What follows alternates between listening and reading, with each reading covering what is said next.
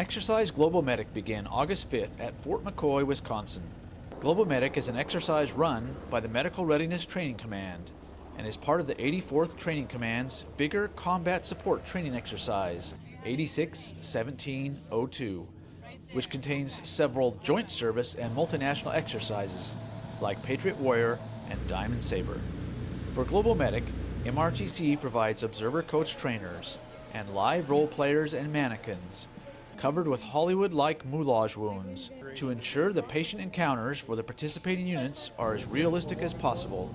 Colonel Ellen Shannonball, the commander of the 452nd Command Support Hospital, likes the realism as well as being able to focus on her medical training during Global Medic. The best thing about Global Medic is that it builds my teams. Every day my MRO comes up with a new term for all the medical assets from our sister services that they'd never even heard about. So in a joint operation, which that's where we're going to, and when we deploy, that's what we're going to be doing, this is a great training platform for that. Normally the cache is not the mission commander, someone else is the mission commander. They don't understand exactly my logistic requirements and all the other things that encompass a cache. We always have to come in early, we have to fight for everything we get.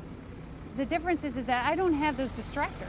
As mission commander and the person who's making all decisions on this TAA, we can focus on medical health service support. Not only me, but the CAS, the ambulance company, the 172nd MMB, all the medical assets on my TAA, we can focus on our true mission and not worry about all those peripheral things that get in the way of actually performing our mission.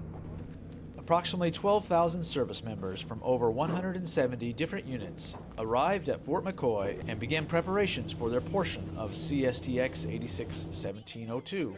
This joint multinational exercise includes not only U.S. Reserve soldiers, but also sailors, airmen, and Marines, as well as forces from 6 other countries, to include United Kingdom and Canada. For me, the most important success coming out here to visit Exercise Global Medic has been the smiles of happiness amongst the most junior medical staff from the UK and the US. 2 nations, slightly different use of English, but absolutely committed to caring for our warfighters on operations.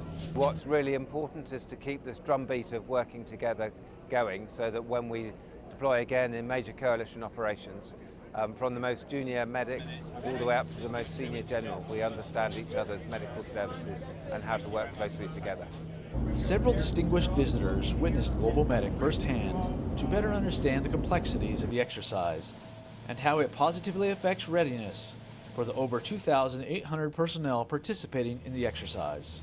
The more real the training can be, the more likely you are to be effective when you deliver that care. And in healthcare, it's very challenging to get realistic care.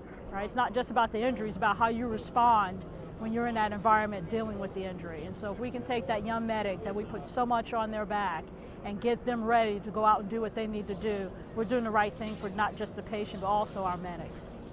So we're training tri-service, which is always good because we know as medics, the only way that we're gonna get this done with the most capability and capacity in future fights is as a joint force.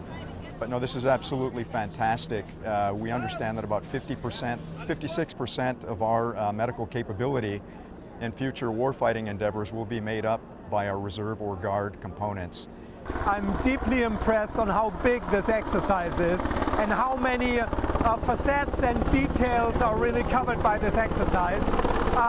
And what I take back home is that it gives us a good venue to embed German personnel in your MTFs, or maybe even in future take part with a German military treatment facility. Central to the success of the training are the OCTs and the scenarios called injects. Most injects involve the effects and enablers cell, with the moulaged patients and their transportation to the several medical units prepared to receive them on the battlefield of the exercise. The medical units are supporting simulated infantry units as they push forward on the battlefield. Staff Sergeant Amanda Ortiz is in charge of the effects and enablers cell. The importance of MRTC is something that is overlooked by a lot of people, but it's an incredibly important piece for the military as a whole, for our country, for all of our service members, for us and for our allies. without this, they wouldn't have any kind of medical validation. Yes, the reservists do their job at home, but the Army has a different way of viewing medicine and then doing it by doctrine the way we have to do it. And I'm really passionate about saving lives. I'm really passionate about medicine. I'm really passionate about training soldiers. Doing what I do here gives me an opportunity to do everything I love in one piece. I get to care for these soldiers, but I also get to train my training audience and train my soldiers here. I'm training hundreds of thousands of soldiers throughout the years that I do this. So it's real big and it hits my heart a lot. Global Medic is the U.S. Army Reserve's only joint national training capability accredited exercise program, executed by Army Reserve Medical Command's Medical Readiness and Training Command. MRTC provides developed scenarios in austere tactical environments that allow medical units to establish operations on a much greater scale, to include the additional elements of joint context necessary for global missions.